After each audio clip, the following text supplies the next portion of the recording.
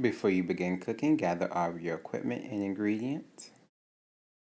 Have you made your shopping list for the FCS day?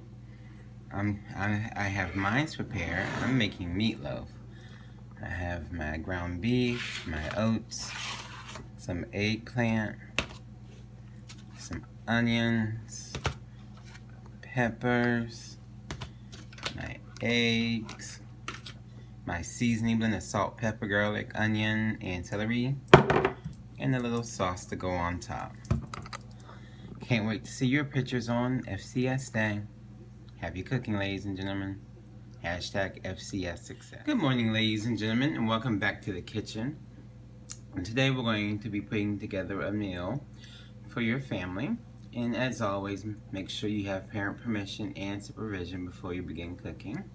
We're going to be doing a classic meatloaf, and so I have about 3 pounds of ground beef, a half a cup of oats, and here are the oats, half of a white onion diced, 1 red pepper diced, 2 eggs, and a spice blend of celery flakes, garlic powder, onion powder, salt, and pepper. And there's about a teaspoon of each in here. And then we're going to top our meatloaf with Sweet Baby Ray's barbecue sauce. I prefer barbecue sauce over ketchup, but you know, some people like ketchup over it. So what I'm going to do is go ahead and add my veggies. Some people like to cook their veggies prior to mixing it into their meatloaf.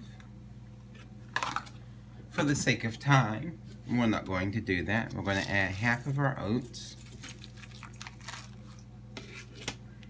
And then we're going to crack our eggs into our meatloaf. And as per usual, I like to separate my eggs. Per usual, I like to separate my eggs into a separate container. And then whisk them. That way, if I get a bad egg, I'm able to not have to throw the whole container batch out. And then I'm going to add my spice blend. And then I'm going to take my mixing utensils, which are going to be my hands, and mix this together. Additional flavoring agents that you can add to your meatloaf could be like Worcestershire sauce.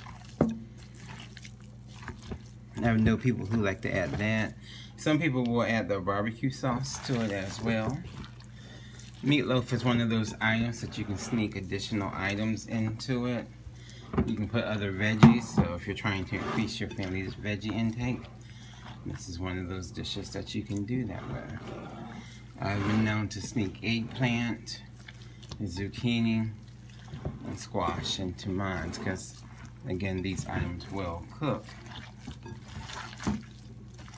and add additional moisture to your meatloaf. So again, we're going to keep mixing and stirring until everything is well combined. I'm going to add a little bit more oats, the rest of my oats.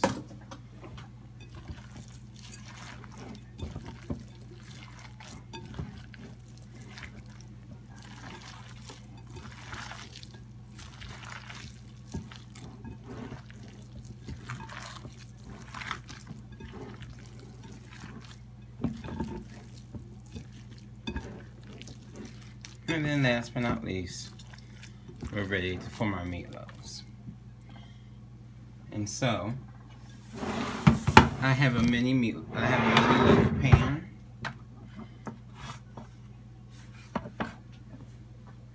And I'm going to use my mini loaf pan to form my meatloaves.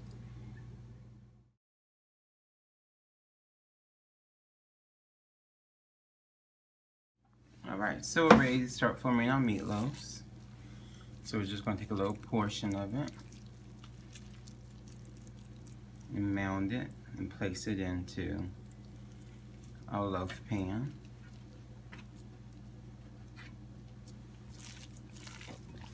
And then that way everybody gets a little individual portion meatloaf.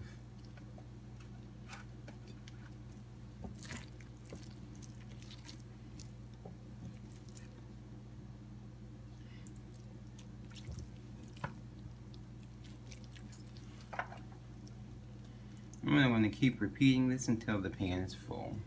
So at this point, we're ready to place these in the oven. I've preheated our oven to 375. We're going to stick these on the top shelf of our oven.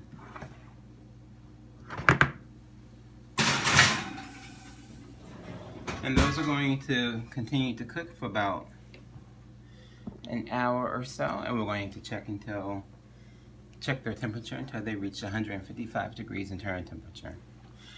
Happy cooking!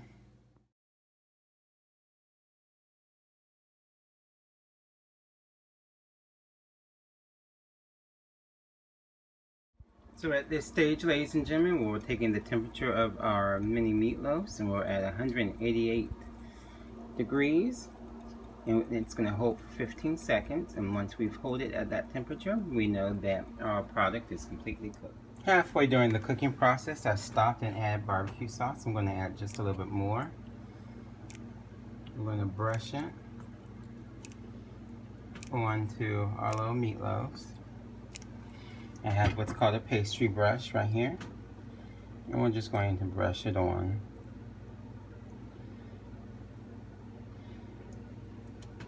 And we're going to allow these to rest for the next 10 to 15 minutes. And we're going to cover them while they rest with some foil, and then we'll plate them in a few.